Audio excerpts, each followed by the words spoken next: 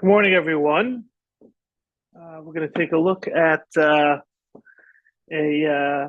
headline that I saw a hat tip to Diane Yitzchak Grossman about a situation relating to an unfortunate situation of a Mohel. I don't know if anyone saw the picture from that was connected to the email about the shir. It's veteran Mohel collapses during ceremony. That picture was actually a picture from that bris before the Mohel collapsed, and it's ripped from the headlines. And there's one line within it that will trigger a conversation about the subject at hand.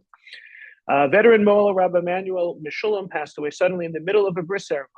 He had served as a Mohel for over 40 years, performing circumcisions for thousands of infants throughout the years without taking any remuneration for his efforts. On Wednesday at noon, he arrived as usual to perform a Brit Milah celebration at a hall near Bilu Junction adjacent to Rehovot. Just moments before performing the mitzvah, he suddenly collapsed. Emergency medical teams arrived at the scene and performed prolonged resuscitation efforts. He was evacuated to Kaplan Medical Center, but sadly passed away, returning his soul to his creator at the age of 89. Rabbi Emanuel Yichya Mishulam was the son of Rabbi Yosef Mishulam, the former chief rabbi of the Yemenite community of Rehovot. For many years, he worked as a manager at Banquet Umi in the Shar HaShamayim neighborhood of Rehovot, while concurrently performing thousands of circumcisions. After retiring, he devoted himself entirely to his life's mission, circumcising infants without any financial compensation. I do everything for the sake of heaven, he would always say. And so, setting aside what was probably a very jarring experience of all those gathered for that celebratory moment, the fact that the Mohel was a banker, could have been another title for the class, stands out, as well as the fact that he did what he did without any compensation, and kind of triggers the question, what does a Mohel charge? Can a Mohel charge? Should a Mohel charge?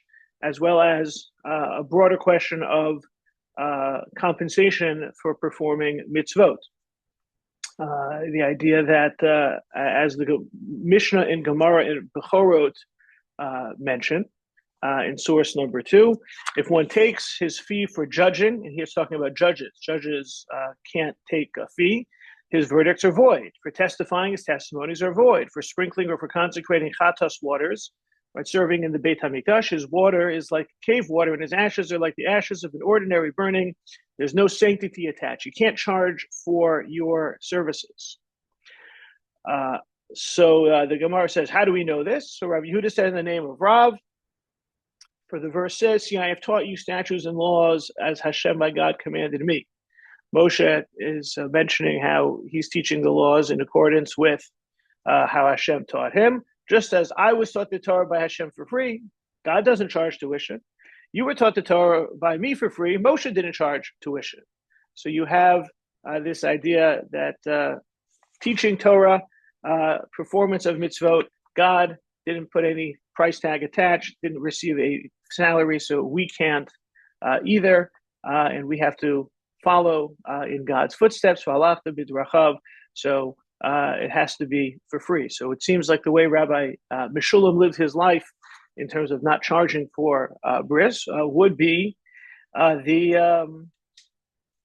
appropriate way to go. And I'm sure some of you are probably thinking right now of either sons or grandsons and wondering, oh, how much did the Mohel charge? And wondering where that comes from and how the fees could be charged and how this works in other mitzvot.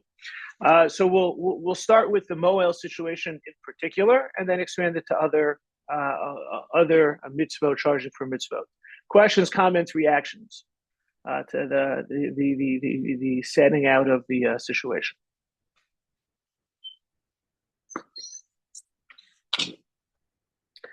I will say that I have encountered both types of Mohel in my experience, some who don't charge, some who do charge, and some who say pay what you can, some who have a suggested donation or a fee. So clearly it's something that's out there, but how has this been received? So one of the early sources to address this is the Rashba. The Rashba is one of the Rishonim, the early commentaries. Right, we're talking about 13th century Spain. So he mentions source number 3, this Mohel, how different he is in his profession from the progeny of Avram Avinu. Throughout our regions, a poor Mohel seeks out the father or the son to perform chesed with him, that he should give him his son to mal gratis. And he sends many friends in order to be rewarded with the mitzvah. But this one, where there's no other professional in the city but him, refuses to mal, to circumcise, until the father begs door to door and gives the money to him. He is virtually demonstrating that he is not among the progeny of Avraham Avinu. We must reprimand him copiously, for he does not desire mitzvot. The idea that Rashba is addressing a situation that came to him about a Mohel who was charging. And he immediately contrasts this to the ideal Mohel who does not charge and seeks out the mitzvah versus the one who is charging and must be reprimanded. So this is kind of a ma'aseh shahaya. This was a situation that was encountered. If we fast forward into the 16th century, we see the Ramah making reference of this in the laws of circumcision in Shulchan Aruch, source number 4. If the father does not know how to circumcise, and there's a Mohel who does not want to circumcise the child unless he is paid, the Beit Din adjures the Mohel that this is not the path of the descendants of Abraham. So we see first the Ramah is channeling the Rashba, right? The Rashba says we have to reprimand him copiously. The Ramah says you have a Mohel who wants to charge, the rabbis need to protest. Now, of course, it starts off the Ramah mentioning what we know, but we never really see that the mitzvah of circumcision is on the father to circumcise his son, right? That's why you probably have seen it's fairly common for the Mohel to make an announcement that sometimes this is done out loud and say to the father, this is your circumcision responsibility. Do you want me to do it? And sometimes he'll actually make the father articulate, I appoint you my shaliach, I appoint you my emissary to circumcise your child, and make sure that it is explicit. We'll see that passing the buck or passing the scalpel, as it were, is something that may factor into this whole conversation in terms of charging. But in general, the Ramah starts off by channeling the Rashba. You have to protest. Now, on the contrary, the Molim were zealous to let them circumcise, right? And if he stands defiantly and the father does not have money to give the Mohel, is if the child does not have a father and the Beit Din is obligated to circumcise him. And therefore, the Beit Din forces him since there's nobody else available to circumcise. You see here kind of a dynamic at play that when it comes to circumcision, it's the father's responsibility. If the father doesn't, then the rabbis of the community, the Beit Din, then have the obligation. They take on the mitzvah. It kind of passes when the father can't, the Beit Din must. And so the Rambam goes on to talk about how it becomes the responsibility of the Beit Din to make it happen. In theory, if one of the rabbis of the community knows how to circumcise, then they have to do it. And if they don't know how to do it, then they have to keep pushing on the Mohel to force him. Now, remember, there's a bit of a different community dynamic. We don't have the same, for lack of a better term, closed community that the religious responsibilities are so much a part of this presentation, because we don't really have this community of one community, one Beit Din, one rabbi, one Mo. We don't have that type of closed community, and kind of it's the free market economy, which will extend to mitzvot, but in its initial intended form, father has to circumcise, father can't, rabbis must, rabbis can't, they have to make it happen somehow, even if it means to force the Mohel to do so.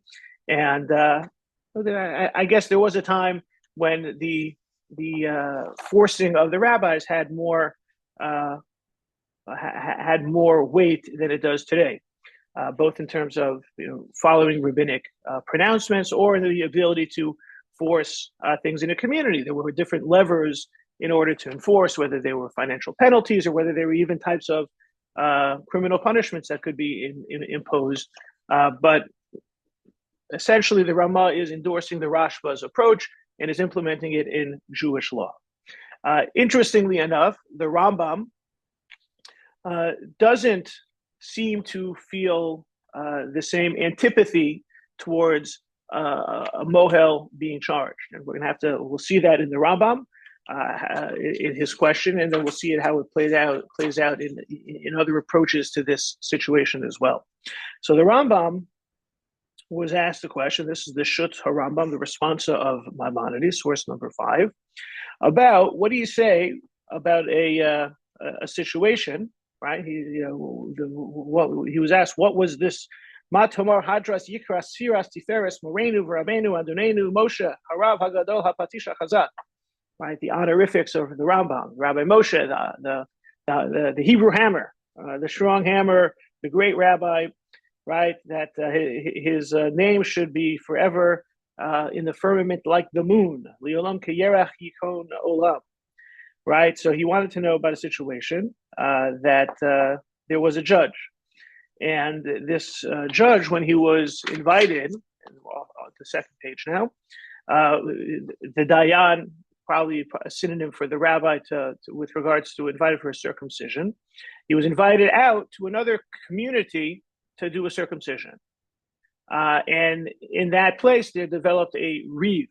The Ira Beno Venish Rofe Reeve. There was another person, a slash doctor, officiant, a disagreement. So there was basically one Mohel, and then an outsider, a freelancer, came in to do the circumcision. It kind of developed a little bit of a rivalry between the usual, the established, and then the new person. And this this freelancer was taking a fee. And so he took the fee, but he didn't want the money because you're not supposed to charge. Instead, he gave it to charity. So you have a situation where circumcisions are being done by one person, the Dayan, the rabbi, the established Mohel. Someone else comes in, undercuts, overcuts, however you want to call it, with the cuts with the circumcision, gets involved and gets a fee, which is not good, but he gives the money to charity, which is good. So Yorenu Adonenu Ha'im Oso Yishover Aveira. Is this a sin?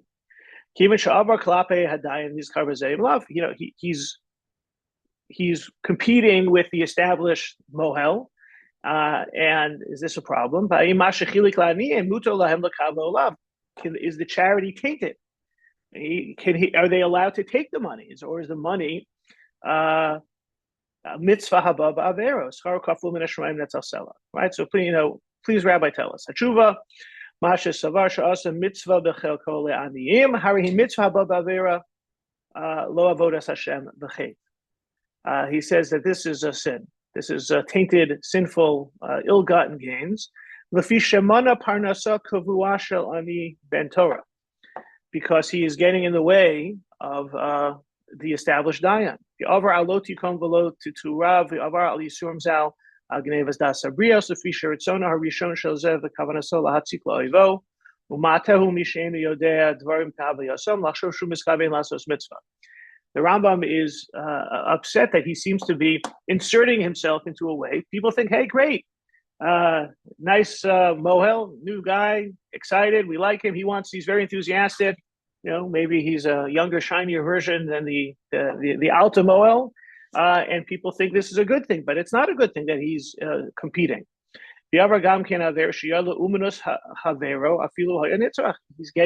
He's competing unfairly he's competing with the livelihood of the other.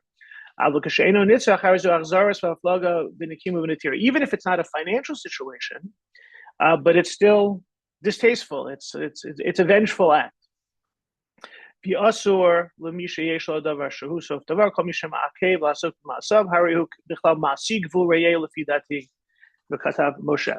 his name Moshe.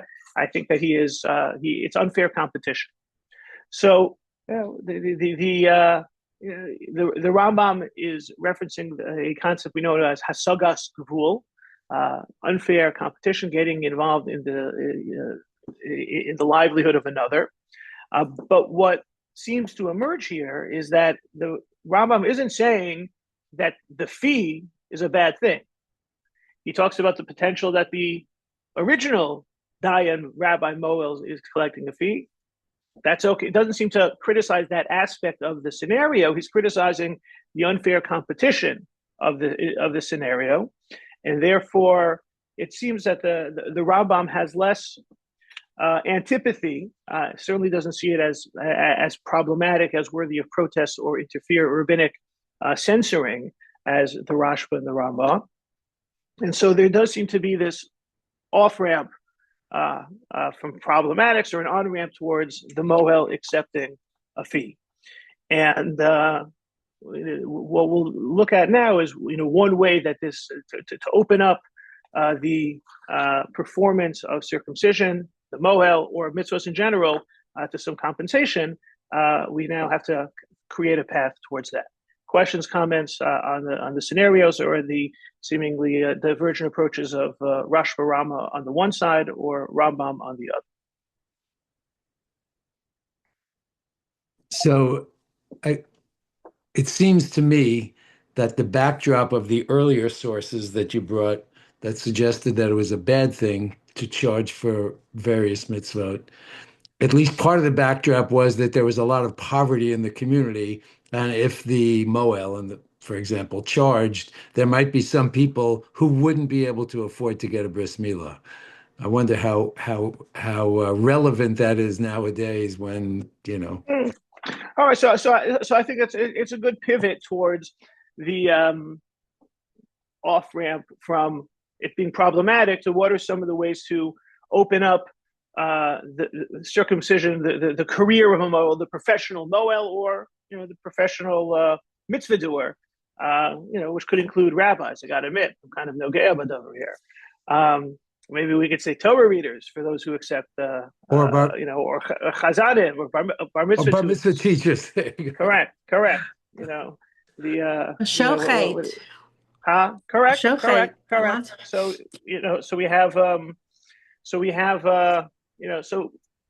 the Mohel situation, seems to be, as we pointed out, if we kind of, review the Mohel, it's great for the Mohel to have a day job, right? That seems to be the optimal. That seems to be how it's presented. That seems to be, as we encountered it in different stages, in different places, Rashba, Rama, Rambam, there definitely is a strong emphasis on the Mohel not charging. There does seem to be the possibility of the Mohel charging. The Rambam doesn't endorse it, but the Rambam sees there's bigger fish to fry in the specific scenario we saw. So now, what are some of the ways that to make some money off of Milah or other mitzvot? So the Gemara Ksuvos is one of the sources, and it's going to introduce that an area of, I would say, pivoting from paying for the actual mitzvah to paying for the ancillary pieces. So let's take a look. Source 6, Karna would take a small coin from the non-liable party and the istira from the liable party, right? Karna was judging. So he would, set up shop. I'll adjudicate, and each party would pay him, it's like the Lucy and Peanuts, 5 cents for the advice. Karna wouldn't judge unless he took money first. So Gemara says, and if he takes it for fees, it's permitted. Right? Even if he's not forcing them, but he says, you want to judge, you have to pay. Didn't we learn in the Mishnah, if one takes his fee for judging, his verdicts are void? These words apply to a fee for deciding the din. Karna would take agar betela, agar schar. He would take compensation for unemployment. Right? He could be doing something else while he's adjudicating. So if you want me to divert my attention towards adjudication, I want some money. But is agar betela permitted? Okay, is that really allowed? It was taught in a brisa, despicable is the dayan who takes payment to judge, but the decision is valid. Right? But okay, this is still a bad thing. These words apply when the dayan's unemployment was not evident. But Karna took compensation for unemployment that was evident, for he would regularly be hired to smell the stock at a storehouse of wine, for they would pay him a zuz. Right? That's if the person has no other employment or no other skill that could be utilized. As in the case of Rav Huna, when a lawsuit was brought before him, he would say, "Give me a man who will draw water with my in my stead to irrigate my fields, and I will judge for you. Right? The idea is I could be doing something else. And in particular, the Rav Huna declaration, I could judge, but someone else has to fill into my place.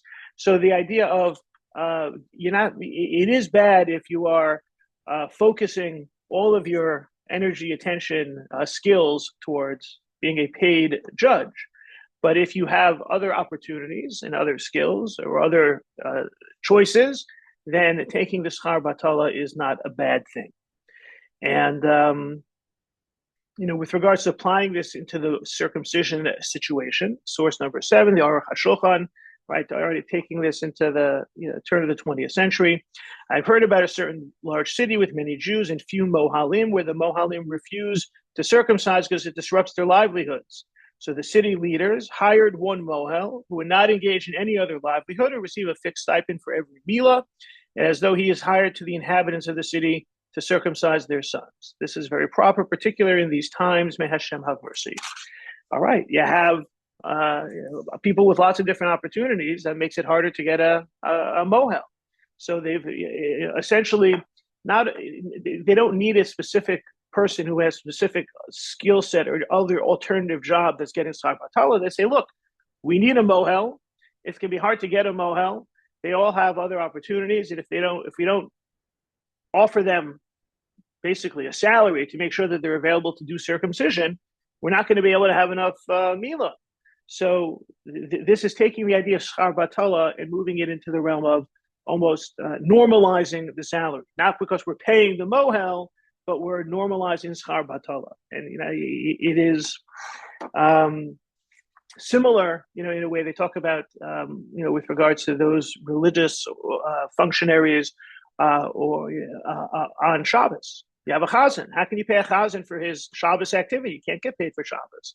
No, you're paying the retainer for the chazan, or the practice that he does, or the other aspects of how he has pivoted his time or reframed his time to be available on Shabbos.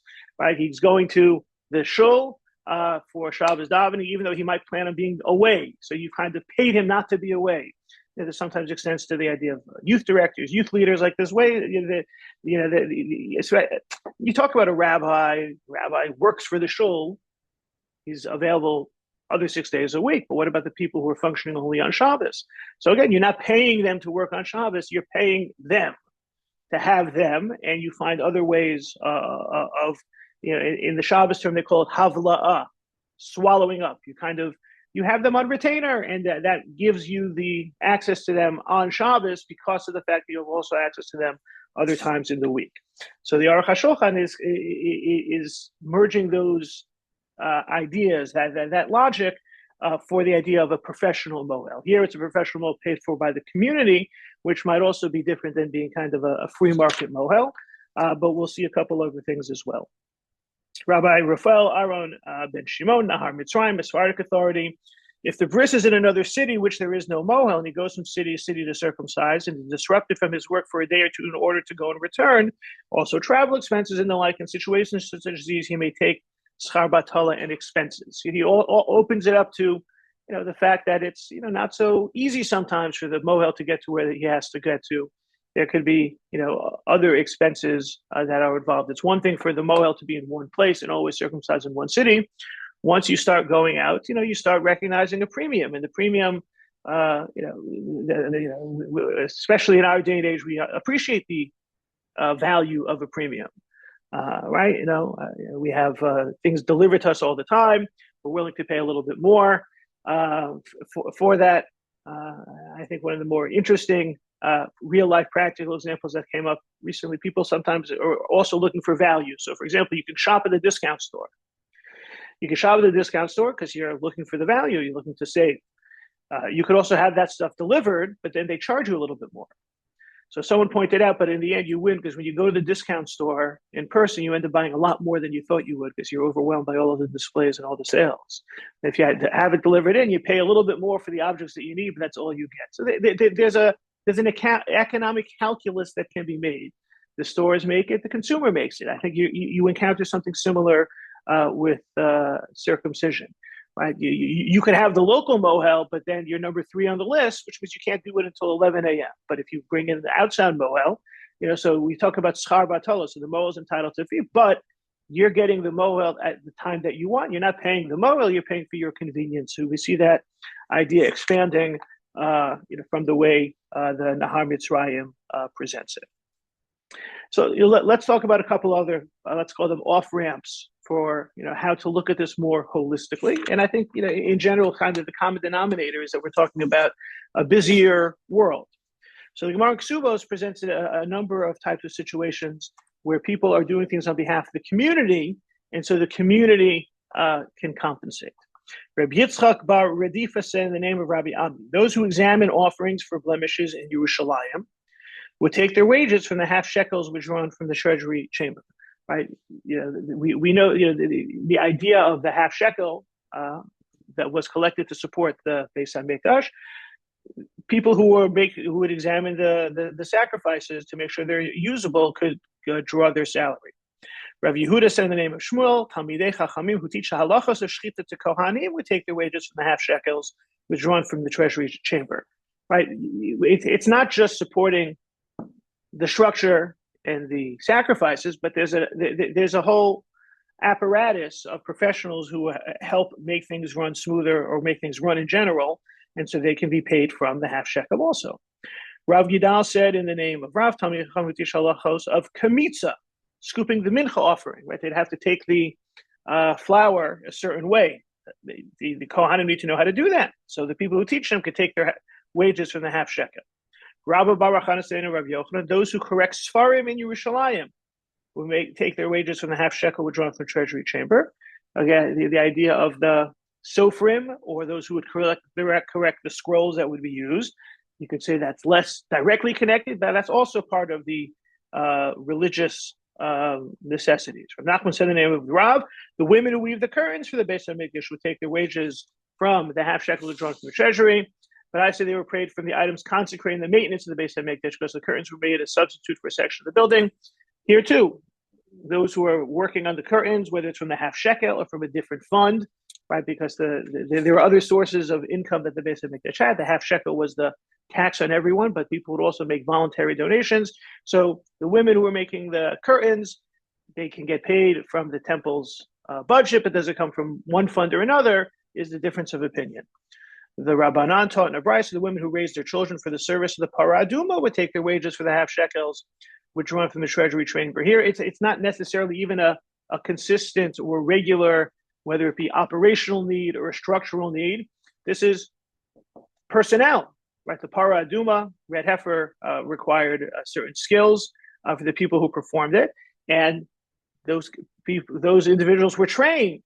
And the women who raise their children, it's almost you're getting you're paying for the upbringing because you need these kids at some point. Abashal says wealthy women of Yerushalayim would feed them and support them. So it seems Abashal feels that this is taking things a little bit too far. We're stretching what's considered the needs of the community to pay from communal funds, and so they had to come from voluntary donations. But we see here that the working of the Beis HaMikdash had. Just like shuls have budgets and employees, the Beis HaMikdash did too, and it wasn't only explicit immediate needs. It was to make sure things would work and things were in good repair and good order, and even the fact that it would be staffed properly. So we have the idea that the service of the community also factors into move beyond to provide compensation, even if we normally would not want to, because it's a mitzvah. And especially if we're talking about a mohel, where we saw from the beginning there were some who were very opposed to the mohel receiving compensation, like the Rashba, and we have the Rambam who's might be concerned, but there are other issues. So we may be able to move to find if the community needs these religious services, then there seems to be room within Jewish law to do so. And so this opens up the idea of both the religious need, the economic situation, as well as the specifics. Taking it back to circumcision a little bit, this was Rav Elyashiv Rabbi Elyashiv, one of the leaders of the Israeli ultra Orthodox Bnei Brak yeshiva community, talking about was asked about the Mohel taking a fee. So the Mohalim are not accustomed to request, so whatever the fathers give, they give. But in practice, it may be that it's permitted for him to request because the payment is not for the meal itself, but for other things. So expanding what it's for. We touched upon this, some of the options. The obligation to circumcise is not incumbent upon him, and they can engage in other Mohel because they want him specifically. He may request payment for this. Right, you want a particular. You're not paying me to circumcise. You're paying me because you want me and not him. I don't know how that makes the other Mohel feel, but I guess that's what happens when there's multiple Mohalim, because he must arrive at the appointed time. We talked before about the timing of a bris. You want me there at 7 a.m. That's what you're paying me for. You're not paying me for the mitzvah, or because the payment is for the medical services. Right? Sometimes the Mohel is not only doing, one and done, being cut and done, but there's the before and the after, and in making sure that things are are done properly and healing nicely. So we seem to be looking beyond just the actual mitzvah, and that when this idea of not charging for a mitzvah was legislated by the rabbis and introduced in the Talmud, and the rationales were given, it was we don't want a mitzvah to be performed for money. But there could be money involved in the performance of a mitzvah. I sometimes like the quote I heard in the name of Rabbi Joseph Lookstein: you can't put money ahead of everything, but you have to have money behind everything. So here too, the performance of the money, the money's not for the mitzvah, but there's money involved in a mitzvah, and that seems to be how it worked out. It seems that as the needs of the community. As the needs of the community changed and shifted, again, once upon a time there were small numbers of Jews living. There was, far fewer circumcisions. There was far less of a need. Now we have a much more complicated reality that may, create different ways, different situations in order to pay for their performance of the mitzvah in general, the Mohel in particular. But it does seem that this idea of a Mohel charging is the one that's most fraught, has the longest history of not doing so, and a tradition even until today of Mohalim having other professions, like the one who passed away in our initial headline. He was employed his whole life, and did the Mila on the side. Things seem to have changed. Question, comment, Howard? Do you have a question? Rabbi, when I was in fifth grade in Highline, Far Rockaway, I remember to this day that the rabbis and other Torah teachers went on strike. They were actually picketing with signs that they need the increases, and the whole issue came up.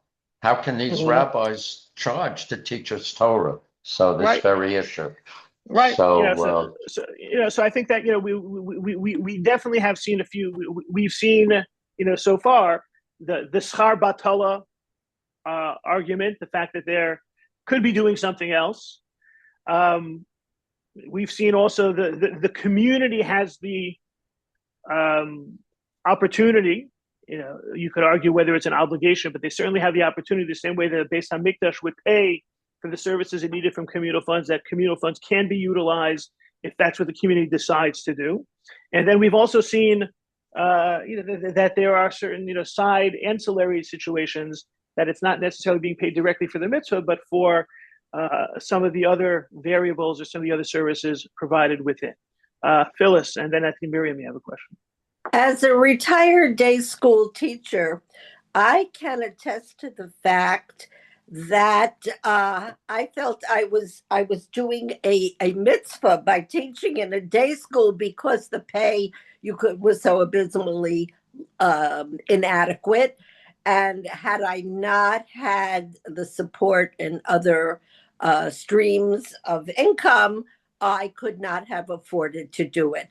I am very lucky that I did have the other means of support, and I consider my years teaching at the Brandeis School some of the most wonderful and satisfying years. But unless you're in a high income area in Manhattan. My daughter-in-law begged me to come, to teach in Manhattan. It's really a problem, and especially in the more Haredi schools in Borough Park. I mean, the pay, even in Far Rockaway, the pay is abysmal. You have to be very dedicated, and it's hard for the parents. I mean, you have many children, and your income goes towards day school education, even at the rates that are being charged. It's a real problem. I think this touches upon what Hirsch mentioned earlier, that different scenarios, the cultural communal scenario also plays into it. I think what we've seen the pivot here is from the idea that the religious functionaries were meant to be religious functionaries and not professionals. We've seen a bit of the professionalization of the religious functionary, and seen how there are various sources, competing rabbinic traditions that facilitated that. Certainly, the evolution of the community has done that as well.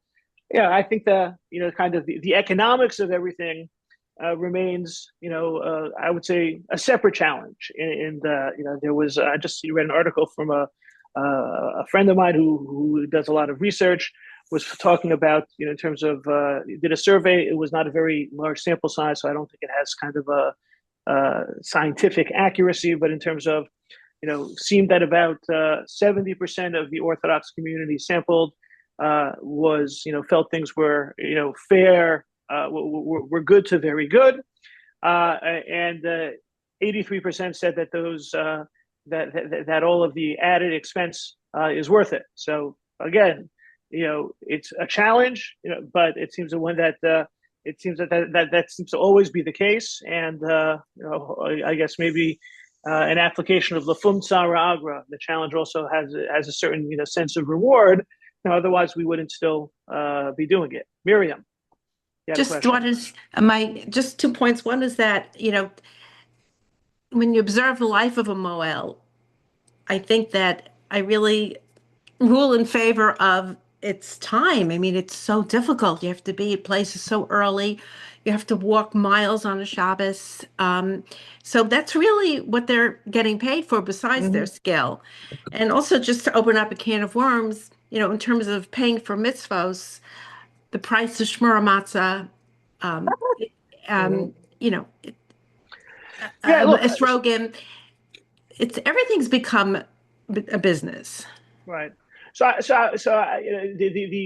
think that opening the can of worms goes back to some of what we saw with the Gemaras and Ksubos. The fact that there does exist this off ramp to schar batala, or community funds, or spending money on religious activities. Then the changing environment, certainly, like what you're saying in terms of the Mohel and the walking and the skill set, very much resonates with that 20th century Rebbe Elyashiv approach.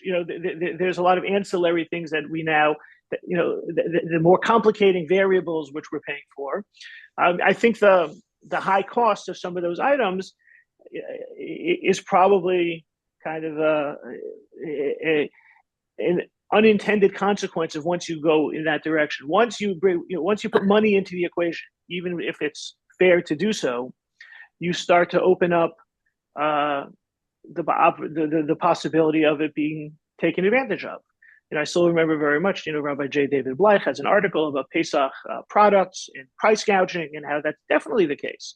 I still remember he talks about buying, a box of candy or chocolate and opening it up, and this regular size package had 2 pieces of candy in it, and it cost more than the usual. So part of that is once you open up the possibility that the market conditions can impact what had been hopefully a more aspirational religious approach, you end up in that direction.